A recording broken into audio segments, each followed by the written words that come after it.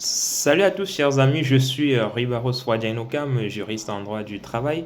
Alors, le salarié peut-il refuser de réaliser un travail dangereux pour lui?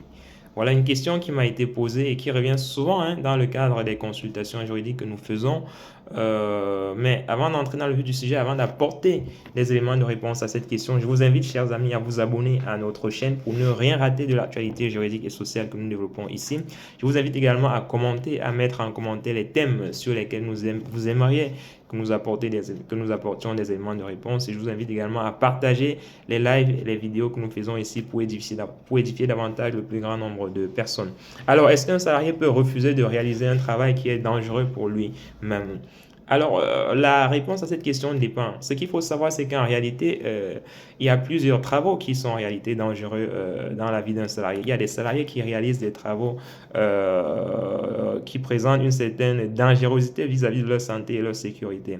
Donc, vous allez par exemple prendre quelqu'un qui travaille dans une centrale nucléaire et donc qui est potentiellement exposé à un risque de radiation. Est-ce que dans ce cas, il devrait refuser de travailler, d'occuper son poste de travail et de réaliser des missions qui lui sont assignées dans le cadre de son contrat de travail? La réponse est non.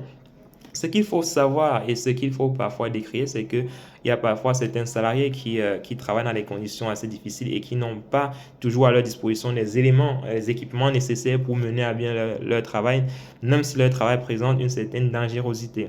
Voilà. Dans ce cas, le salarié peut donc refuser effectivement si les conditions de sécurité et de santé ne sont pas réunies, il peut refuser d'exécuter son contrat de travail. Dans ce cas, il active ce qu'on appelle en droit du travail le droit de retrait.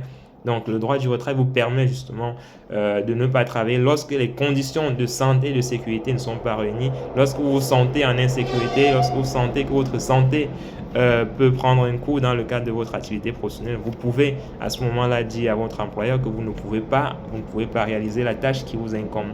Imaginez un salarié qui travaille dans une centrale thermique, dans une centrale nucléaire et donc qui est en contact avec des potentielles radiations. Il doit avoir par exemple une combinaison de sécurité qui le protège contre ces radiations-là. S'il n'a pas cette combinaison-là, naturellement, voilà, sa santé et sa sécurité peuvent en pâtir. Dans ce cas, il peut clairement dire à son employeur qu'il ne peut pas réaliser ses missions dans le cadre, n'est-ce pas, dans ces conditions.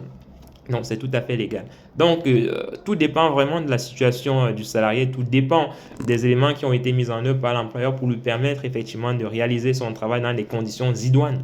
Si ces conditions idoines ne sont pas respectées, si les conditions voilà, qui valident ou qui, on va dire, qui, euh, qui, euh, qui protègent le salarié et sa santé ainsi que son intégrité physique, si ces conditions sont réunies, naturellement, le salarié ne peut pas refuser de réaliser un travail, même si ce travail est dangereux, parce que cela entre dans ses attributions, dans ses compétences contractuelles. Voilà. Mais si ces conditions ne sont pas remplies, naturellement, il peut refuser de réaliser ces missions-là, notamment en activant son droit de retrait. J'espère que c'est clair pour vous, les amis. N'hésitez pas, comme toujours, à commenter, à partager et surtout à vous abonner parce que nous avons besoin de vous, de votre force pour grandir en tant que communauté et impacter le plus grand nombre de personnes sur les thématiques que nous développons ici. Allez, on est ensemble les amis et rendez-vous à la prochaine vidéo.